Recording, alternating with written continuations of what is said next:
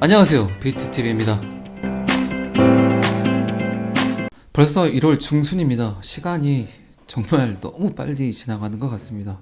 그 전에 시간을 24시간을 하루로 썼다면 지금은 거의 한 6시간 정도 쓰는 것 같아요. 그렇게 시간이 굉장히 빨리 가는 것 같습니다. 오히려 뭘 한 게 없으니까 시간이 훨씬 더 빨리 지나가는 것 같아요. 특히나 여러분들의 비트코인 시간들은 훨씬 더 빨리 지나가죠. 무슨 이벤트가 나왔으면 좋겠는데 긍정적인 이벤트든 부정적인 이벤트든 뭔가 좀 오르락내리락 해야 되는데 그렇게 변동폭이 크다고 하는데 뭐 지금 같아서는 뭐 주유소 휘발유 값도 아니고 좀 지루한 장이 계속 되죠. 이런 시간에 많은 분들이 또 이탈을 하게 되고 또 던지게 되고 그냥 투자 자체를 포기하시는 분들이 굉장히 많아요. 이제 제가 생각하는 징후들이 나타나고 있습니다. 이런 것들이 비트코인이 오를 때가 됐나 이런 생각들을 하게 되는 징후들이에요.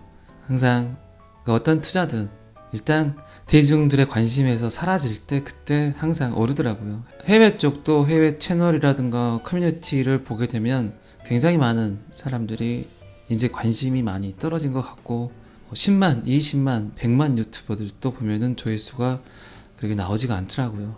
꾸준하게 이 과정 중에 여러분들은 하나 둘씩 이렇게 알아가시는 게 훨씬 더 현명하거든요. 결국은 시장의 흐름을 잘 알고 이해하는 사람들이 결국 수익을 많이 내더라고요. 항상 하나 둘씩 이렇게 알아가시는 그런 분들이 원하시는 걸 얻더라고요. 국내뿐만 아니라 해외에서도 굉장히 많은 관심들이 이제 조금 사라지고 있습니다. 이 비트코인, 암호화폐에 관한 관심들이 또 지금은 코로나 뉴스가 모든 뉴스를 다 죽여버리죠. 그리고 또 우리나라 같은 경우는 또 대선이 맞물려 있기 때문에 관심에서 많이 좀 사라지는 그런 분위기인 것 같습니다. 지금 1월 14일 기사가 또 하나 떠서 XRP 관련 기사가 떠서 리플 XRP 사건이 터지면서 SEC의 2018년 이더리움 이메일에 액세스할 수 있는 권리를 획득했다. 지금 소송 중에 있는 과정 중에 2018년에 작성한 윌리엄 힐만이 작성을 했죠.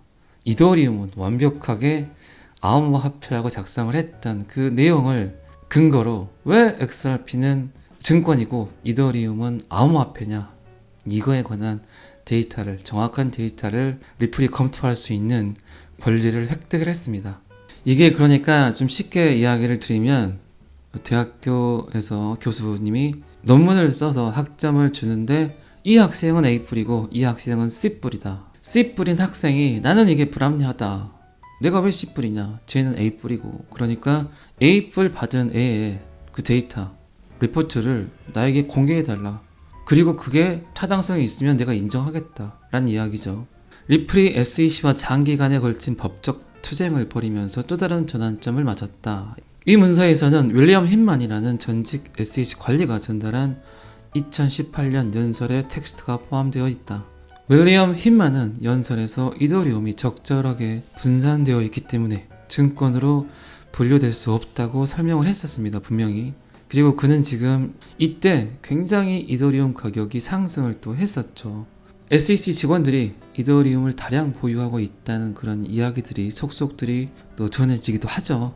어쨌든 좀 음모론이 있는 그런 내용입니다. 그리고 윌리엄 힌만 같은 경우는 지금 이더리움 재단 쪽에 밀접한 관계가 있는 곳에 또 직장을 옮겼죠. 이런 것들이 참 어떻게 보면 좀 짜증나는 일이죠. 그들이 알고 있는 정보와 그들이 갖고 있는 권력으로 굉장히 많은 이익을 취했겠죠. 이런 기회주의적 이해관계가 싫어서 결국은 비트코인이 나온 거죠. 블록체인이 생성이 된 거고. 야, 사람들이 하는 말들은 더 이상 못 믿겠어. 그러니까 니네들이 하는 말이든 디지털 안에서 나오는 디지털 언어든 모든 걸 블록체인에 넣어버리자. 그리고 다시는 딴소리 못하게 하자. 뭐 이런 것들이 블록체인의 원리니까요. 그래서 다시 한번 말씀드리지만 블록체인을 디지털 안의 신뢰라고 많이들 표현을 합니다. SEC는 리플 관리가 XRP 토큰을 등록되지 않은 증권으로 판매했다고 비난했지만 경영진은 부인을 했다. 리플의 법무팀은 이더리움이 증권이 아니라는 SEC의 어떤 종류의 승인도 그들의 사건에 도움이 될 것이라고 주장을 한다. 그렇기 때문에 그 이메일을 한번 보자. 그 PPT 자료를 한번 봐보자. 어떻게 이야기를 했냐.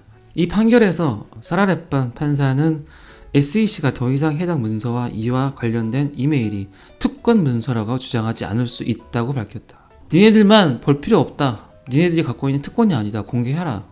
즉 리플은 이거를 니네들 데이터로 써라. 그러니까 공개하라. 이제 리플에서 SEC에게 반박을 할 수 있는 엄청난 데이터가 손에 들어간 거죠. 차근차근 하나 둘씩 문장 하나, 문구 하나까지도 비교를 해가면서 왜 이더리움은 암호화폐고 리플은 주식이냐 라고 따지겠죠. 지금 변호인단 같은 경우는 어마어마한 사람들이 들어가 있습니다.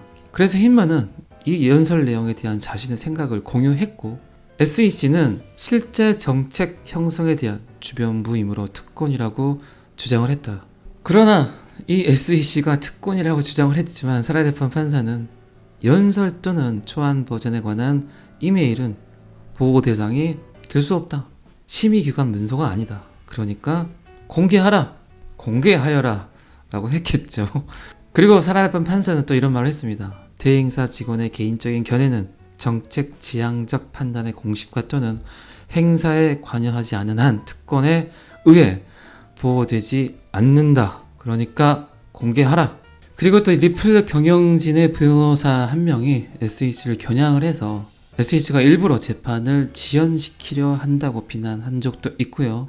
리플은 빠른 해결을 희망하고 있지만 SEC가 가능한 한 오랫동안 사건이 지속되도록 하기를 원한다고 말한다. 현 SEC 책임자인 게리 겐슬러의 연설에 대해 변호사는 SEC가 지연 카드를 사용하고 있으며 이 점을 활용하고 있다고 썼습니다. 계속 지연을 시키겠죠. 뭐 이들이 원하는 건 돈이니까요. 그리고 아직 미 정부나 미 연준에서 리플에 대한 검토가 아직 끝나지 않은 것 같습니다. 우리들이 원하는 건 디지털 통화, 세계 준비 통화니까요. 뭐 시간들이 필요하지 않겠습니까?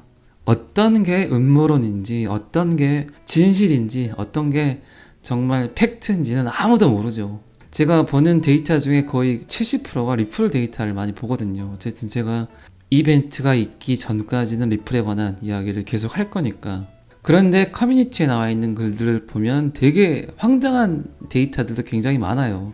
재밌기도 하지만 황망스럽기도 하고, 그리고 이제 미 정부나 SEC 그리고 리플 쪽 의견들을 이렇게 보고 있으면 이게 누구랑 꼭 짜고 치는 고스톱이 아닌가 이런 생각이 들 때도 있고, 어쨌든 그런데 저는 제가 생각하는 모든 것들을 이 유튜브라는 공간 안에서 이야기를 하면 안 되잖아요. 어쨌든 사실적 데이터를 가지고 또 이야기를 해야 되기 때문에 제가 방송이기 때문에 하지 못하는 말들이 굉장히 많습니다.